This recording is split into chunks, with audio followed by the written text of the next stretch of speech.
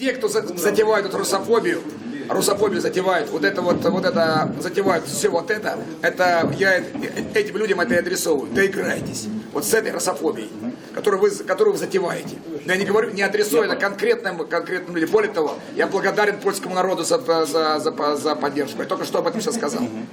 А что вы имеете в виду? Чем это может кончиться? Это игры. Слушайте, давайте меня не провоцируйте. Я на эти вопросы сам ответил на этот вопрос, с чем все это может кончиться. Вот эта вся продолжающаяся эта истерия, которая, знаете, иногда трусоватый человек, который трусоватый, знаешь, или крыса, которая загнана в угол, она может кинуться и укусить.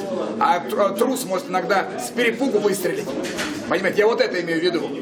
Вот эта истерия, когда она сама, вот это мракобесие, она может заставить их нажать на курок. Что потом будет, это только, я думаю, что не надо никому объяснять.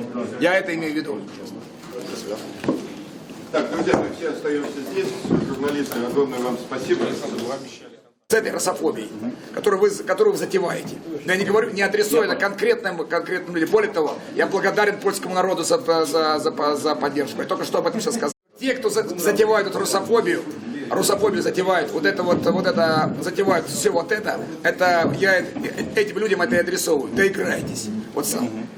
А что вы имеете в виду? Чем это может кончиться? Это игры. Слушайте, давайте меня не провоцируйте. Я на эти вопросы сам ответил на этот вопрос, с чем все это может кончиться. Вот эта вся продолжающаяся эта истерия, которая, знаете, иногда трусоватый человек, который трусоватый, знаешь, или крыса, которая загнана в угол, она может кинуться и укусить.